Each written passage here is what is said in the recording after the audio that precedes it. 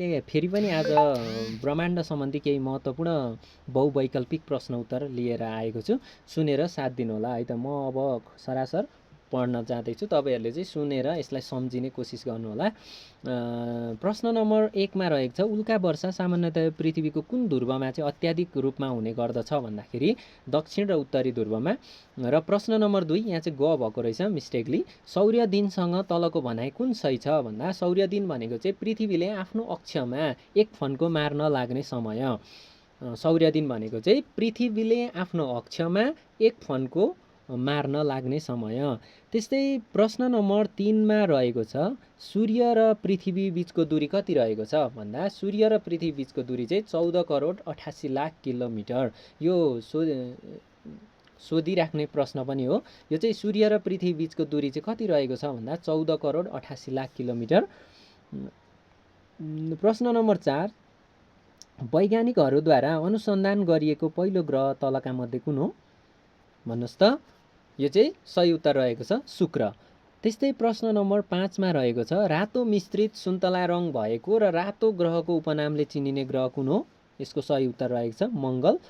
र प्रश्न नम्बर 6 मा रहेको छ, वरुण ग्रहले सूर्यलाई परिक्रमा गर्न कति समय लाग्छ र यसको सही उत्तर रहेको छ अप्सन घ 164 वर्ष। त्यस्तै प्रश्न नम्बर 7 मा रहेको छ, मङ्गल ग्रहसँग सम्बन्धित तलको भनाइ कुन सही छैन र यसको सही उत्तर रहेको छ सूर्यलाई परिक्रमा गर्न लाग्ने समय चाहिँ 686.92 दिन भनेको छ। यो चाहिँ सही छैन।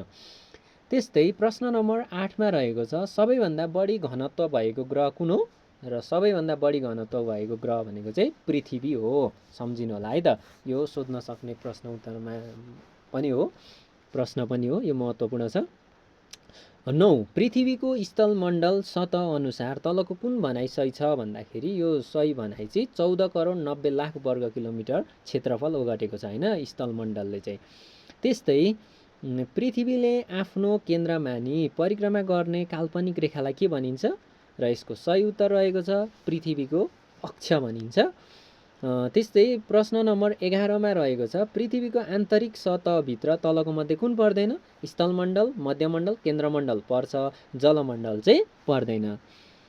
त्यस्तै प्रश्न नम्बर 12 मा रहेको छ, प्राचीन कालमा एउटा ठुलो तारा घुम्दै सूर्यको नजिक पुग्दा सूर्यबाट ज्वार उत्पन्न भई टुक्रन गई ग्रह तथा उपग्रहहरू बने भन्ने मान्यता तलका मध्ये कुनसँग सम्बन्धित छ।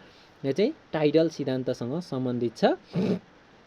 त्यस्तै प्रश्न नम्बर 13 मा रहेको छ, भूमध्य रेखासँग तलको भनाइ कुन गलत छ र यसको सही उत्तर रहेको छ कहिले दिन र कहिले रातको समय बढी हुन्छ। यो चाहिँ गलत रहेको छ।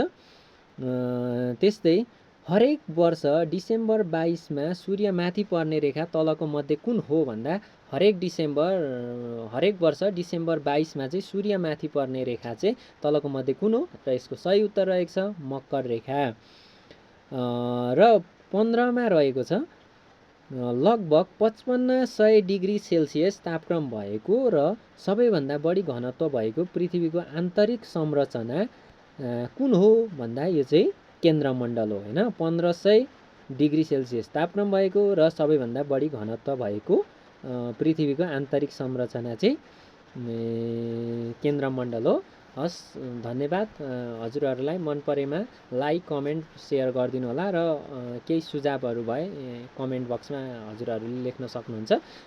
अझै म हजुरहरूलाई चाहिँ म अन्य भिडियोहरू पनि लिएर आउनेछु। यस्ता महत्त्वपूर्ण जिकेका क्वेसनहरू, समसामयिक क्वेसन, सामान्य ज्ञानबाट क्वेसन, जस्तै शिक्षाबाट पनि क्वेसन होइन। अनि यो चाहिँ लोकसेवा र शिक्षक सेवा दुवैलाई महत्त्वपूर्ण हुनसक्छ। हजुरहरूमाझ म सधैँ साथ नै हुनेछु। हस्, धन्यवाद। अरू अन्य प्रश्न उत्तर चाहिँ म अर्को भिडियोमा लिएर आउनेछु। त्यतिन्जेल हजुरहरू मलाई पर्खेर बस्नुहोला। हस्, धन्यवाद।